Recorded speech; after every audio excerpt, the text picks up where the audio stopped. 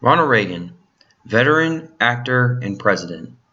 Reagan is known as the Great Communicator for being such an inspiring and influential person during his presidency because of how powerful his speeches and ideas were to the people who were listening. People, even to this day, still talk about some of Ronald Reagan's speeches and how influential he was during his presidency. One of the speeches I will be talking about is his inaugural speech in his position of executive chief on his first term, but more specifically about a soldier's pledge. I want to discuss about Ronald Reagan's life, career, and how a portion of this inaugural speech is still heard today, and I feel like really resonates with his life.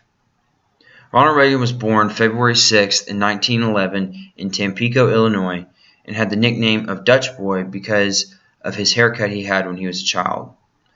Once he was older, Reagan wanted to become part of the film industry after attending Eureka College, so he decided to pick up announcing Chicago Cubs games and eventually moved into film after trying out for the Warner Brothers studio acting position. Ronald Reagan starred roughly in 50 films after being accepted by Warner Brothers. Reagan enlisted in the United States Army Reserve and commissioned in as a second lieutenant in 1937. He was assigned as a liaison officer in California before transferring into the Army Air Force and assigned to a public relations unit, later known as the 18th Army Air Force Base Unit.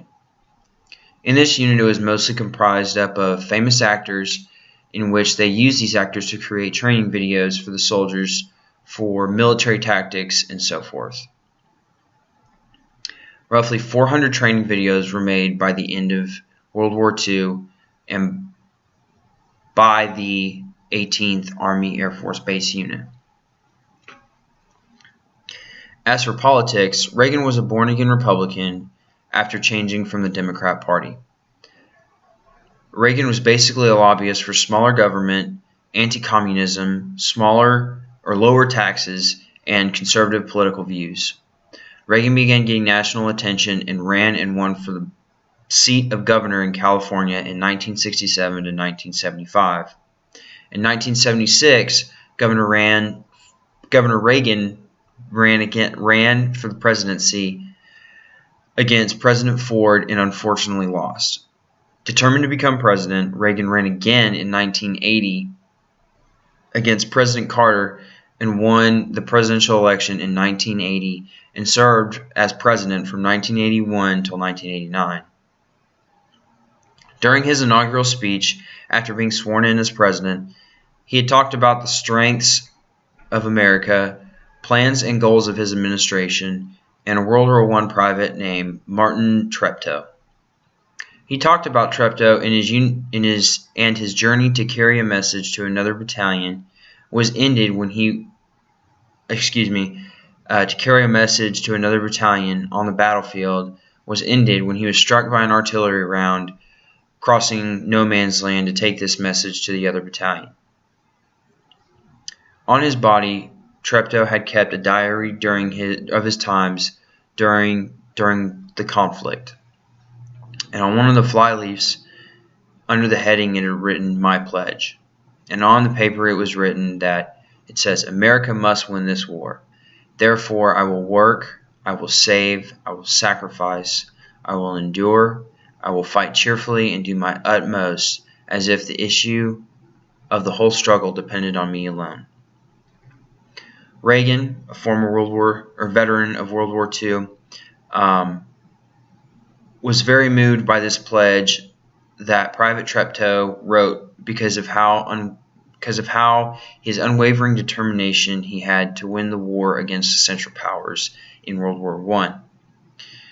Reagan had a tough time controlling his voice whenever he was delivering this pledge because he was so moved by it, because you can tell how much Treptow loved serving his country and loved being an American. Reagan told this story to show how just a small insight in what it means to be an American and what being the president of the United States would mean to him through serving people or bettering the country to make pledges like what Treptow had to come true for the generations to come down the road.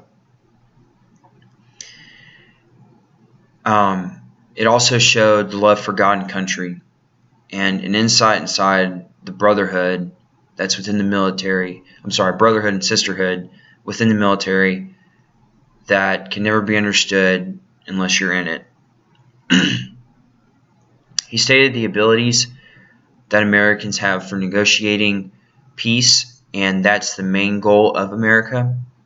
But he also said that we will do whatever is necessary, whether it's through negotiations or war, in order to achieve peace through our nation and throughout the world.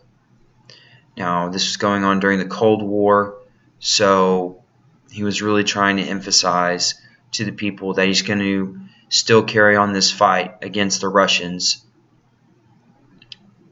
until the Cold War has ended and basically we won against the Russians. So, thank you.